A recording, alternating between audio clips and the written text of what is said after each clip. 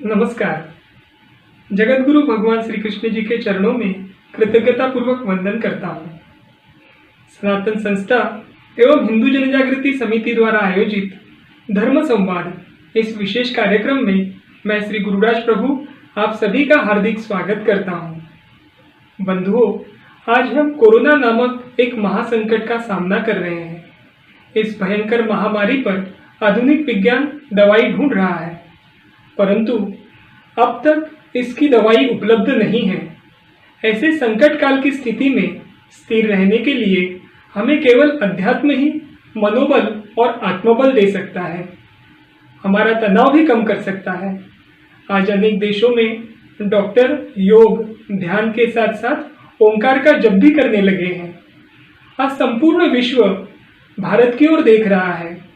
ऐसे में अध्यात्म समझकर उसको जीवन में उतारना हमारे लिए महत्वपूर्ण है और इसी अध्यात्म की खोज करने हेतु हमने धर्म संवाद का आयोजन किया है।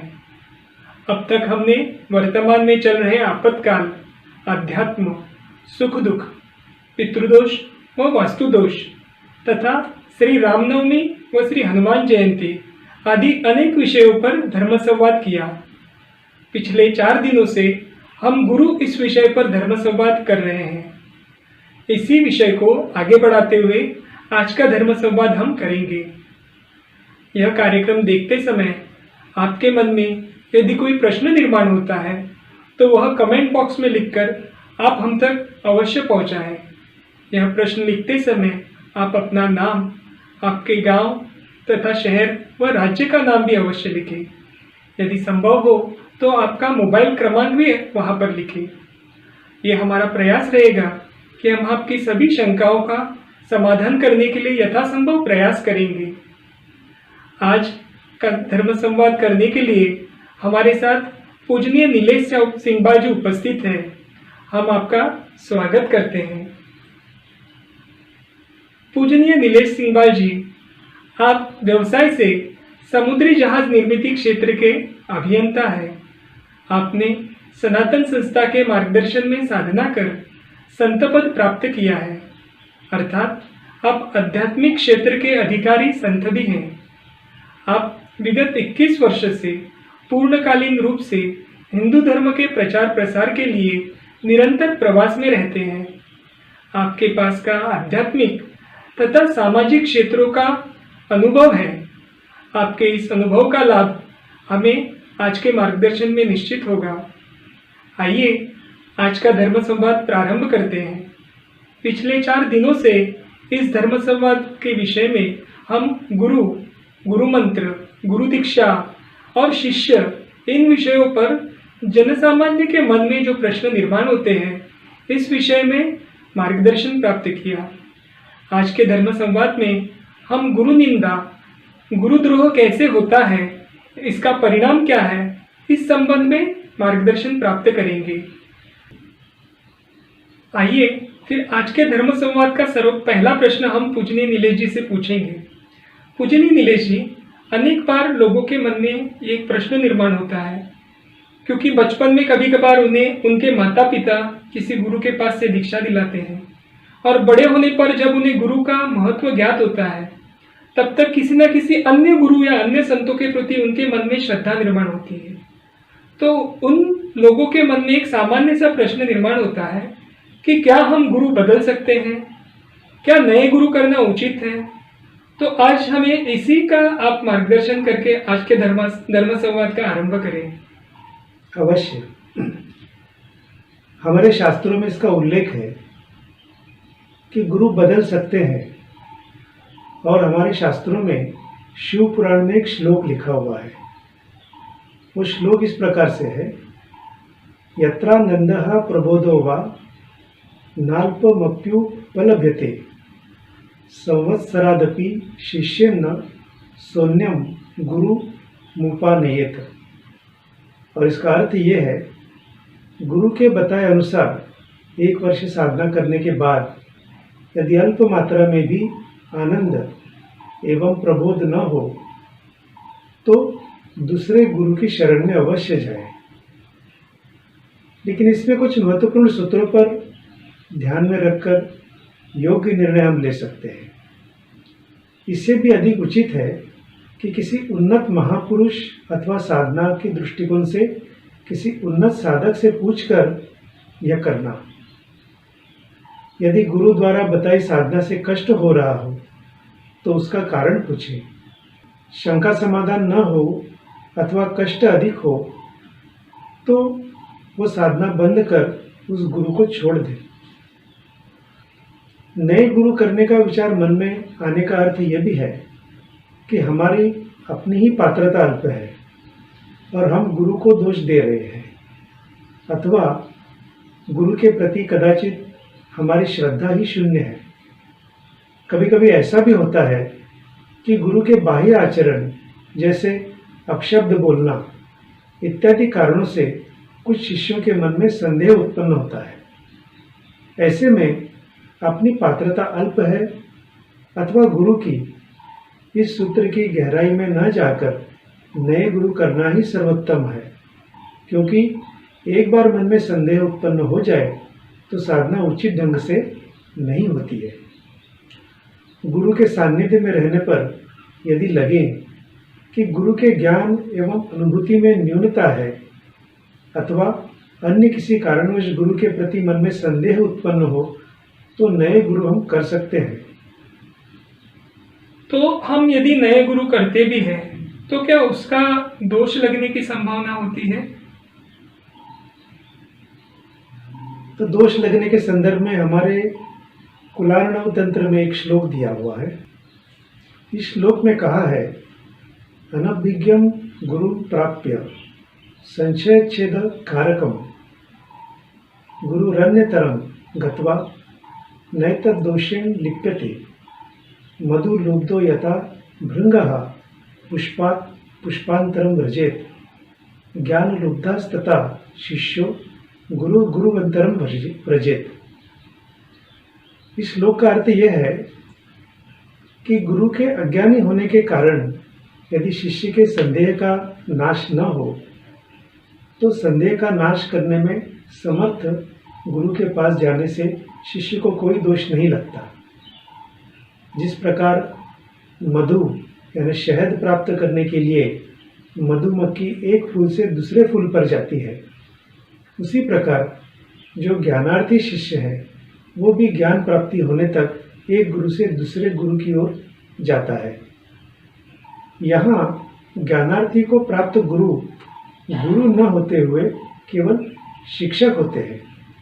जैसे उदाहरण के तौर पर भगवान दत्तात्रेय हैं। भगवान दत्तात्रेय के 24 गुरु थे। वे गुरु नहीं थे, अपितु शिक्षक अथवा उपगुरु थे। जैसे अभी आपने भगवान दत्तात्रेय के बारे में कहा, तो उनके तो इतने सारे गुरु थे, 24 गुरु थे, तो फिर हम इतने सारे गुरु या अनेक गुरु क्यों नहीं कर सकते? ये बहुत अच्छा प्रश्न है। इस संदर्भ में मैं भगवान दत्तात्रेय और यदुराजा का एक संवाद है, जहाँ पर दत्त भगवान यदुराजा से बोलते हैं, हे यदुराजा, तुम सोचते होंगे कि जब आत्मज्ञान प्राप्ति के लिए एक गुरु समर्थ है तो अनेक गुरु करने की क्या आवश्यकता है? क्या इस प्रकार का आचरण एक व्यभिचारिणी स्त्री के आचरण समान नहीं? इसका उत्तर यह है कि आत्मज्ञान प्राप्ति के लिए एक ही गुरु पर्याप्त है। उनके उपदेश संबंधी संदेह उत्पन्न हो तो उसे दूर कर ले। चराचर वस्तुओं में आत्मैक्य देख पाने के लिए मैंने इन पदार्थों का गुण गुरु रूप में ग्रहण किया है। इस प्रकार जो ज्ञान मुझे अपने गुरु से प्राप्त हुआ, वही ज्ञान अनेक गुण गुरु करने से दृढ़ हो गया। तो इस संवाद से हम समझ सकते हैं।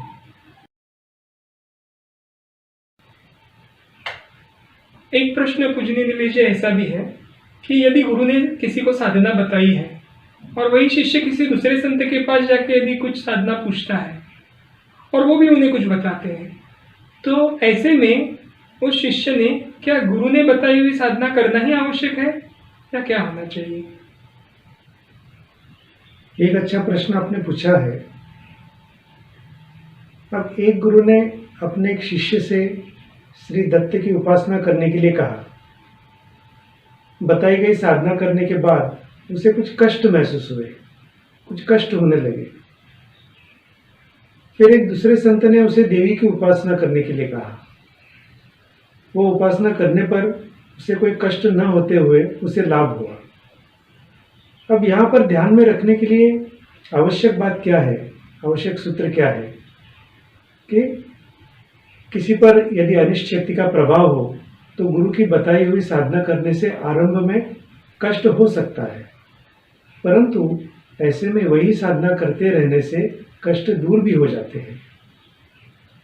ऐसी स्थिति में गुरु द्वारा बताई साधना छोड़कर अन्य साधना नहीं करनी चाहिए, अपितु कष्ट के संदर्भ में गुरु को बताना चाहिए, मार्गदर्शन लेना चाहिए। संक्षिप्त में अपने मन के अनुसार साधना न करें, मार्गदर्शन के अनुसार ही करना आवश्यक है। एक प्रश्न अभी ऐसे भी लगा कि किस प्रकार के गुरु नहीं करने चाहिए, या गुरु अगर कौन से हो तो उनको त्याग देना चाहिए, ऐसा कुछ भी रहता है क्या? इसमें दास बोध में समर्थ रामदास स्वामी जी ने लिखा हुआ है कि उस गुरु का त्याग करें जो ज्ञान प्राप्ति का साधन न दे सके। जो गुरु शिष्य को साधना की ओर प्रवृत्त नहीं करते हैं, इंद्रियों का दमन नहीं करते, ऐसे गुरु कौड़ी के मोल भी मिले तो भी नहीं अपनाने चाहिए। तो इससे आपके प्रश्न का उत्तर हमें समझ में आता है, और समर्थ रामदास स्वामी जी ने बहुत सुंदरता से उसको दासबोध में लिख के रखा हुआ है। गुरु बदलने के संदर्भ में एक स्थिति मन की एक साधक या शिष्य की ऐसी भी होती है कि उसे मन में भय लगता है कि यदि हमने गुरु बदल दिए तो पूर्व के गुरु कहीं हमसे क्रोधित ना हो जाए। तो ऐसी स्थिति में शिष्य ने क्या करना चाहिए?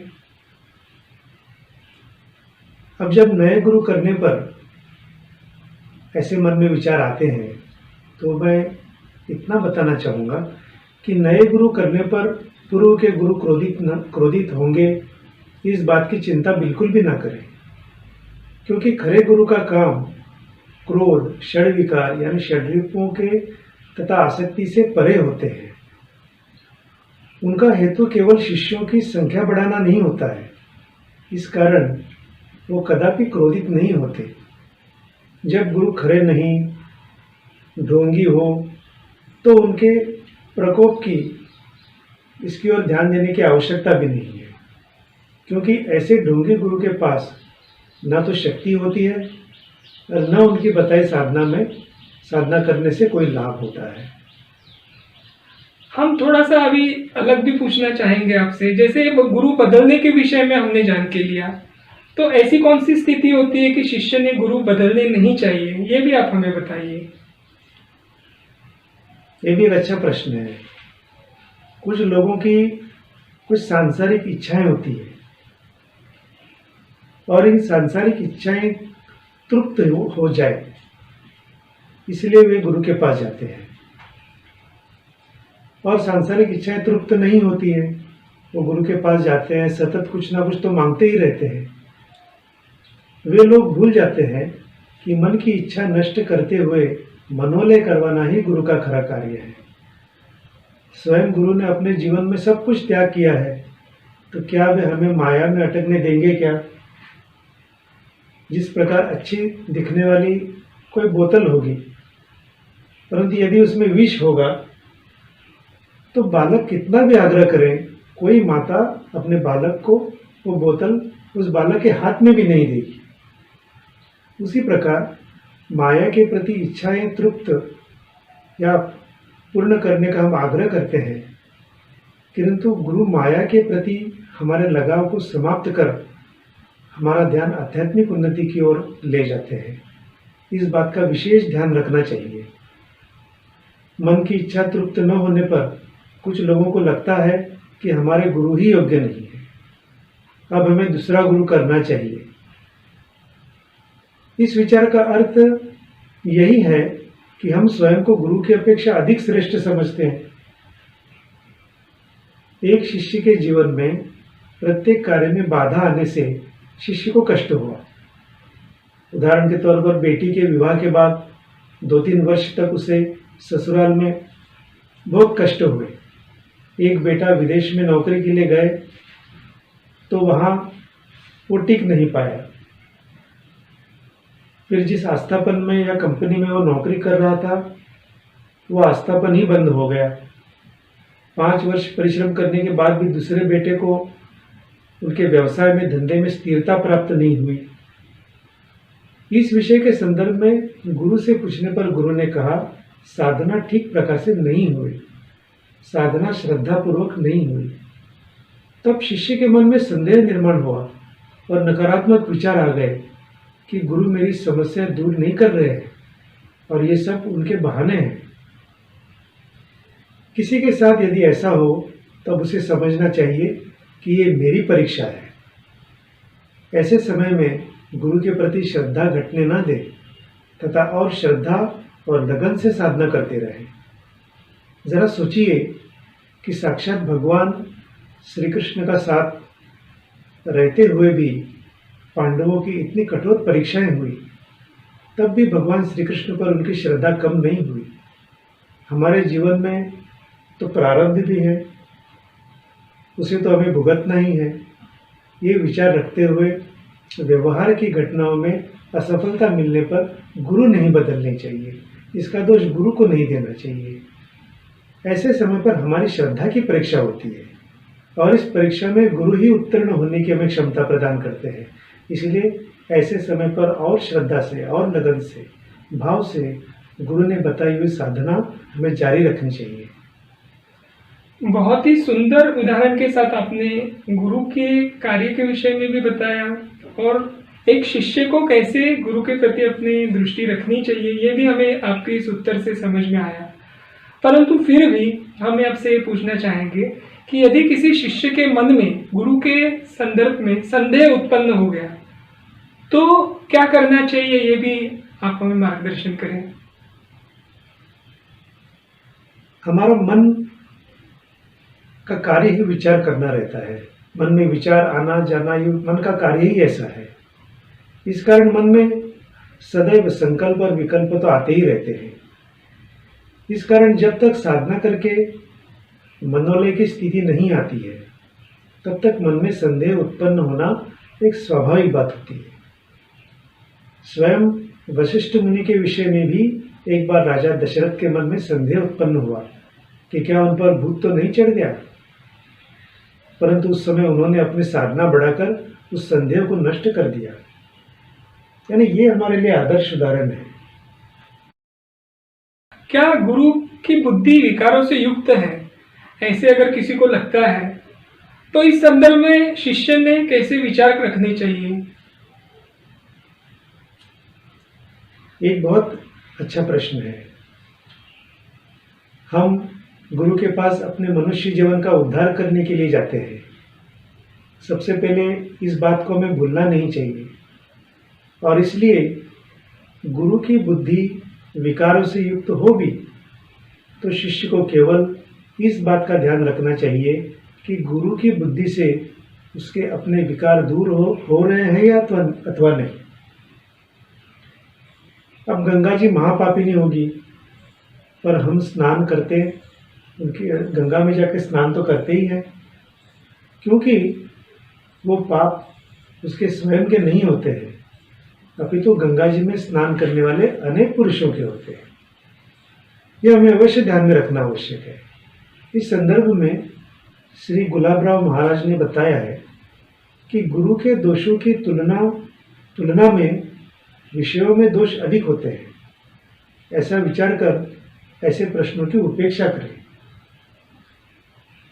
अभी थोड़ा सा एक अलग हम प्रश्न पूछना चाहेंगे कि कोई शिष्य होता है, वो साधना में गुरु की बताई हुई साधना कर रहा होता है और कई बार ऐसे होते हैं कि कोई संत, अन्य संत जब आते हैं तो उनके दर्शन के लिए जाते हैं स्वयं या किसी अन्यों के साथ जाते हैं और ऐसे समय पे वो संत भी कुछ साधना करने के लिए वो शिष्य को बताते हैं। तो ऐसे समय में शिष्य के मन में एक स्वाभाविक प्रश्न उठता है कि मैंने क्या करना चाहिए। यानी जो संत ने बताया वो करना चाहिए या नहीं करना चाहिए। ऐसी परिस्थिति में शिष्य का आचरण कैसे हो, ये आप हमें बताइए। अब गुरु जो होते हैं वो केवल देहधारी शरीर नहीं,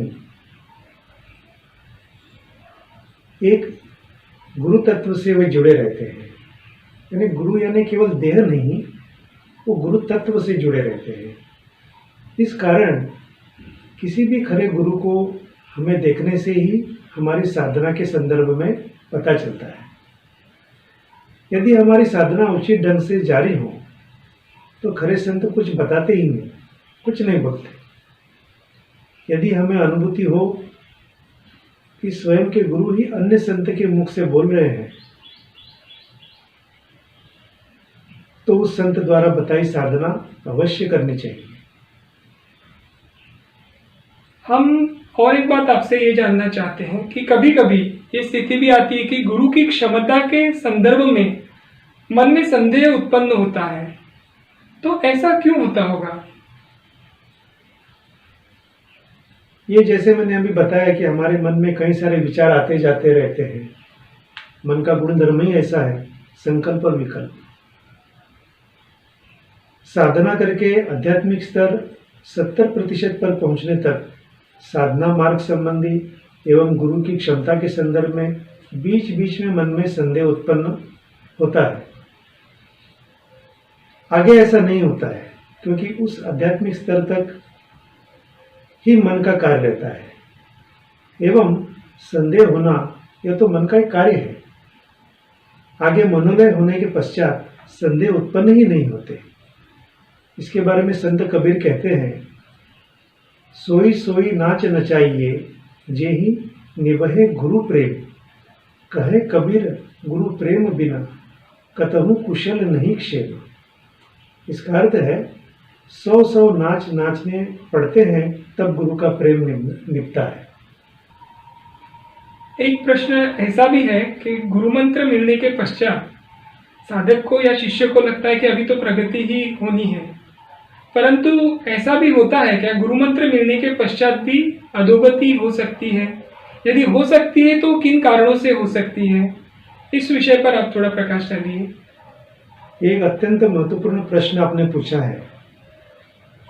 गुरु मंत्र मिलना साधना में अंतिम ध्येय नहीं होता है। गुरु की कृपा नियमित और सदैव प्राप्त करने के लिए प्रयास करते रहना होता है। कुछ शिष्यों की तो गुरु कृपा होने के उपरांत भी साधना में अधोगति होती है और इसके कुछ कारण हैं। पहला कारण यह है कि गुरु द्वारा बताई गई साधना ही न करना। गुरु के बताए गुरु मंत्र का जप न करने पर उस मंत्र का एवं गुरु का भी अपमान होता है। गुरु के विषय में उपहासपूर्ण बोलना, ये कुछ कारण है।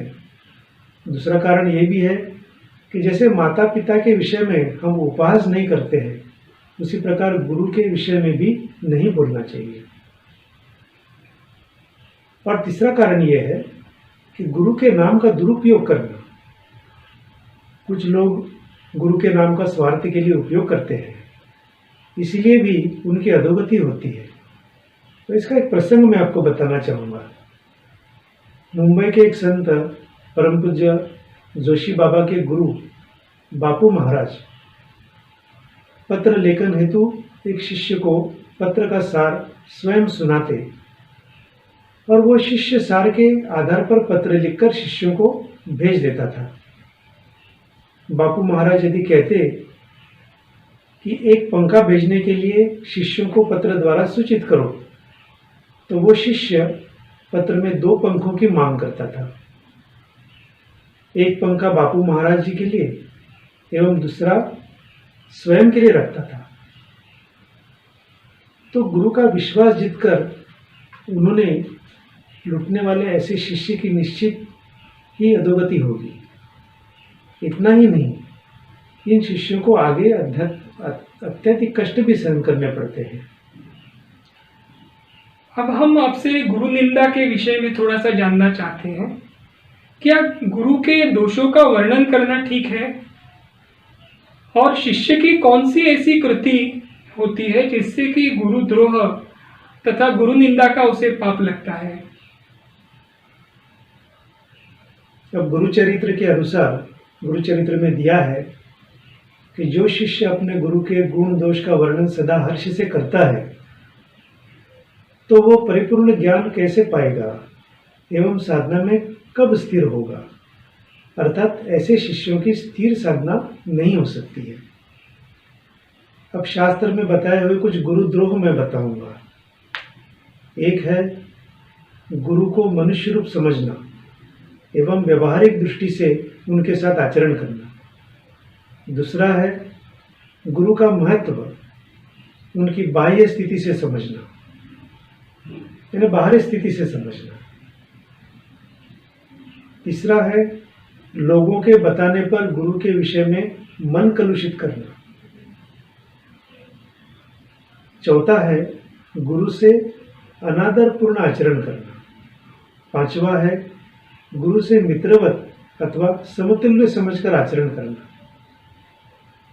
उसके बाद छठवा है गुरु की करुणा, प्रेम अथवा वे सहज उपलब्ध होने के कारण अति परिचयात अवज्ञा, इस न्याय से उनकी अवज्ञा करते रहना। सातवां है गुरु से अहंकारपूर्ण आचरण करना। आठवां है गुरु को हमारी आवश्यकता है, हमारा धन, ज्ञान, अनुभव अथवा मार्गदर्शन की आवश्यकता ऐसे लगना। और नौवां है केवल संकट निवारण के लिए अथवा स्वार्थ की पूर्ति के लिए गुरु के पास जाना। तो ये 9 प्रकार के हैं। तो ये सभी दर्शकों को ध्यान में रखना बहुत आवश्यक है। अब थोड़ा हम आध्यात्मिक उन्नति के विषय में आपसे जानना चाहेंगे। जब आध्यात्मिक उन्नति होती है तो उसके लक्षण क्या होते हैं और आध्यात्मिक प्रगति हुई है ये हम कैसे जान सकते हैं? इस संदर्भ में एक प्रसंग के माध्यम से मैं आपको समझाऊंगा सभी दर्शकों के लिए। एक बार अत्यधिक ज्वर होने के कारण, यानी बुखार, ज्वर होने के कारण रामानंद जी महाराज लेटे हुए थे। उस समय उनके गुरु श्री अनंतानंद साईश को जब यह ज्ञात हुआ तो वे उन्हें संबोधित करते हुए बोले, ठंडे पानी से स्नान करो, ज्वर उतर जाएगा। अत्यधिक ज्वर में भी बिना किसी विचार के रामानंद जी कुएं पर गए एवं उन्होंने ठंडे पानी की 2-3 बाल्टियां शरीर पर डाली। तुरंत ही ज्वर उतर गया एवं उनकी थकावट भी दूर हो गई और उन्हें प्रसन्नता अनुभव होने लगी। तो गुरु द्वारा बताए किसी कृति के संदर्भ में मन में संदेह उत्पन्न न करते हुए गुरु की आज्ञा के अनुसार करने से ही मेरा कल्याण ही होगा, इस श्रद्धा से कृति करना शिष्य की प्रगति दर्शाता है। गुरु अनेक प्रसंग के माध्यम से शिष्य से साधना करवा कर लेते हैं तथा परीक्षा के माध्यम से शिष्य के मन की तैयारी भी गुरु अन्य शिष्यों को दिखाते हैं। दर्शकों, विगत 4 दिनों से हम गुरु के विषय में जानकारी ले रहे हैं। गुरु क्या है, खरा गुरु क्या है, गुरु मंत्र क्या है, गुरु दीक्षा क्या है, आदि विविध विषयों पर हमने पूजनीय नीलेश जी से जानकारी प्राप्त की। पूजनीय नीलेश जी, आज हम अभी आपसे एक अलग थोड़ा प्रश्न पूछना चाहेंगे कि खरे गुरु तो क्या होते हैं, आपने हमें बता ही दिया है, लेकिन हम आपसे जानना चाहेंगे कि खरा शिष्य कौन होता है। ये बहुत अच्छा प्रश्न है। सर्वोच्च कोटि के संत परम पूज्य भक्तराज महाराज जी ने एक बार कहा है, जिसने पायो उसने छिपायो, वो नर सच्चा वही गुरु का बच्चा। इसमें भावार्थ ये है, पायो इसका अर्थ है आत्मानुभूति प्राप्ति, आत्मानुभूति की प्राप्ति। छिपायो इसका अर्थ है आत्मानुभूति हो गई है, इसके विषय में किसी को न बताना, अर्थात शब्दों में उसकी व्याख्या नहीं कर सकते हैं। और गुरु का बच्चा अर्थात गुरु का खरा शिष्य। किसी के पास अनमोल हीरा हो तो सभी को दिखाता नहीं है। उसी प्रकार से जिसे अनमोल आत्मानुभूति हो गई है वो उसके संदर्भ में किसी को कुछ नहीं कहता। अहम भाव न होने के कारण ही उसे ये आत्मानुभूति प्राप्त होती है एवं इसलिए वो उस विषय पर नहीं बोलता है और यही उत्तम शिष्य है। आपने जो शिष्य के बारे में बहुत ही संक्षिप्त में लेकिन बहुत महत्वपूर्ण बताया कि खरा शिष्य कौन होता है, इससे निश्चित ही हमारे दर्शकों को इसका लाभ होगा। अब हम फिर से एक बार गुरु के पूजा से संबंधित एक प्रश्न मन में आया, या गुरु के छायाचित्र पर हार क्यों चढ़ाते हैं, ये आप हमें थोड़ा स्पष्ट करें।